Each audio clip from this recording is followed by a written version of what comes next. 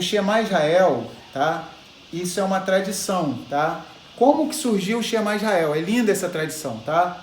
Isso não tem na Torá, mas a tradição diz isso, que em Gênesis 49, Bereshit 49, vamos abrir lá, tá?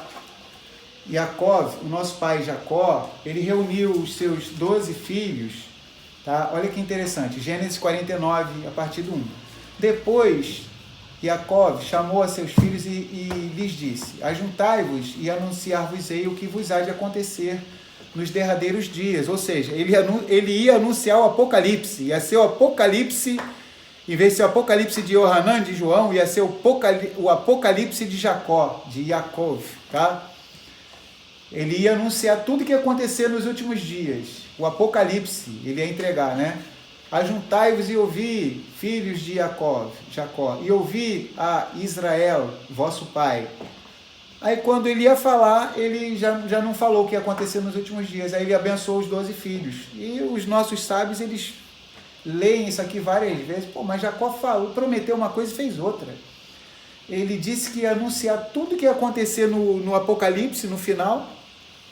E ao invés disso, ele está abençoando os 12 filhos. E a tradição diz que Jacó, quando ele ia anunciar o que ia acontecer, que ele ia anunciar o Apocalipse, tá? Sumiu, o que ele ia falar sumiu, o pensamento, a lembrança dele sumiu, pum, deu um apagão. Sabe quando dá um branco assim, que a gente esquece o que ia falar? Aconteceu isso com Jacó. Aí ele ficou meio desconcertado e ele falou assim: só pode ter um motivo para eu ter tido esse apagão. MIB, não, oi? O MIB. MIB. Aquele filme. Ah, no MIB, Homens de Preto, tem isso. O Daniel lembrou. No MIB, Homens de Preto, eles dão um apagão, né? Bem lembrado isso. Pode falar, Davi. A Jess colocou ali, disseram que não pode recitar o Shema se você ainda não fez o pacto com o Criador para se tornar povo. O Shema pode recitar sim, entendeu? Assim, o que a gente tem que ter é bastante temor, porque quando a gente vai pronunciar o nome Yahuwá, a gente tem que pronunciar com muito temor e tremor, tá? Falou assim, Ari, disseram que não pode recitar o Shema se você ainda não fez o pacto com o Criador para se tornar povo. Tá falando circuncisão. Circuncisão. Que teve lá. Não, a circuncisão não é um pré-requisito para se recitar o Shema. Lembrar que o nosso pai Abraão, ele foi chamado com 75 anos e ele caminhava com o Criador, pronunciava o nome do Criador e tudo mais. Embora nós não saibamos se já existia o Shema Israel naquela época, talvez não, mas assim, de todo jeito ele já invocava o nome Yahuwá, porque ele foi chamado com 75 anos, mas ele só foi fazer a circuncisão 24 anos depois, com 99. Então, assim, a circuncisão, a Brit Milá, ela não é um pré-requisito para se poder invocar o nome Yahuwá, não é um pré-requisito para se ter salvação. A circuncisão é um fluir, tipo assim, um crescimento, um amadurecimento que a pessoa vai tendo até o momento que ela entende que ela tem que fazer a circuncisão. Tá? Inclusive esse era o problema da Querrilá, da congregação dos Gálatas, que quando as pessoas leem Gálatas em português, parece até que Paulo é bipolar, tripolar, parece até que Paulo tem problemas, né? Que quando a pessoa lê Gálatas em português, parece que Paulo é contra a circuncisão. Não é. Paulo era contra Paulo era contra a circuncisão sem um real entendimento. Ele achava que a pessoa estava voltando, das 10 tribos perdidas, os efraimitas estavam voltando, eles estavam espalhados e eles precisavam toda semana estudar a paraxá da semana. Quando chegasse aquela paraxá que falasse sobre circuncisão, que aparece diversas vezes na Torá, como o Criador ele chama Abraão para fazer circuncisão, então ali é explicado esse mandamento. Mais na frente na Torá Moisés explica de novo. Então assim, Gálatas, Paulo estava chateado com alguns Gálatas que estavam se circuncidando, achando que só seria salvo através da circuncisão. Então ele achava que aqueles Gálatas, eles deveriam continuar estudando as porções, as parashot, e quando tivesse real entendimento, poxa, eu vou fazer a circuncisão, mas não para se salvar, entendeu? Então assim, a pessoa pode fazer o Shema Israel sim, tá bom? Mas com temor e tremor. Pode falar, Davi. Ela botou assim, muito obrigada. Eu comecei a recitar o Modani depois que vi seu vídeo falando, quando acordamos. Realmente é diferente, me sinto bem.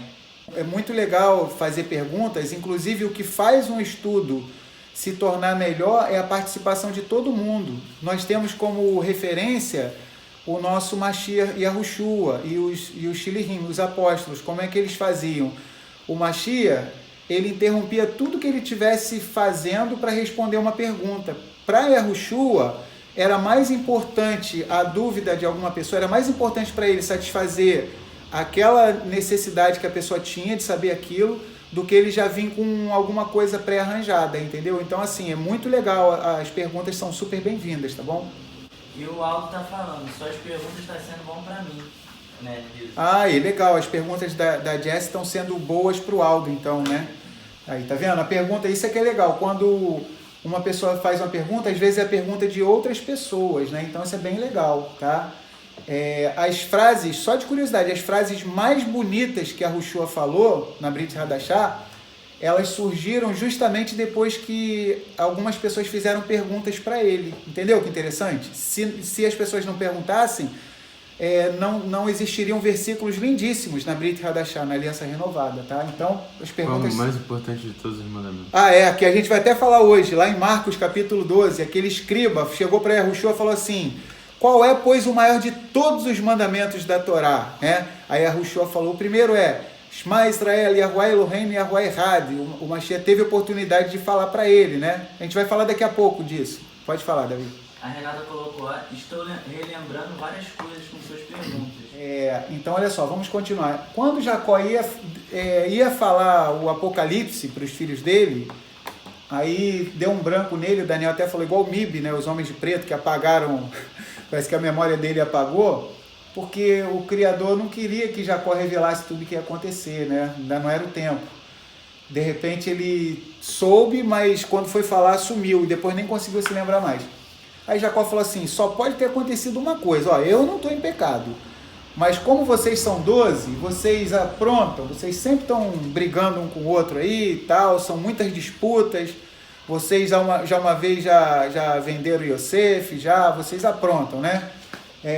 Então, algum de vocês pecou. Aí é muito lindo isso aqui, né? Eu fico até emocionado. A tradição diz que os 12 filhos falaram assim, papai, nós temos as nossas diferenças, tá? Nós realmente não concordamos em tudo, nós que somos 12, mas o negócio é o seguinte, aí eles falaram, né? Eles cobriram os olhos, né, e falaram assim, Shema Israel, ou seja, escuta Israel, porque o nome de Jacó não era só Yaakov, ele ganhou um novo nome, que ele também era chamado Israel, tá? Então eles falaram, Shema Israel, Yahuwah Eloheinu, Yahuwah Echad. Então eles falaram assim, escuta Israel, ou seja, escuta papai, Yahuwah é o nosso Elohim, Yahuwah é um, nenhum de nós pecou, nós não nos afastamos de Yahuwah. E Jacó ficou tão emocionado, de acordo com a tradição, que ele falou baixinho. Por isso que a tradição é falar baixinho. Ele falou assim, Baruch Shem Kevod Malhuto Leolam Vaed, tá? Que a tradição é falar esse pedacinho bem baixinho. Bendito seja o nome daquele cujo magnífico reino é eterno, tá? Então, fazendo alusão à declaração dos 12 filhos, falando Shema Israel, Yahuwah Eloheinu, Yahuwah Echad, e Jacó falando Baruch Shem Kevod Malhuto Leolam Vaed. Mas isso é uma tradição, tá? Não tem na Torá. Mas é bem legal, é bem possível que tenha acontecido isso, tá bom? A Jéssica colocou, não sabia, que lindo. Muito lindo isso, né? Assim, muito show isso, né? Então, os nossos comentaristas do nosso povo de Israel, eles dizem que o Shema surgiu ali, tá?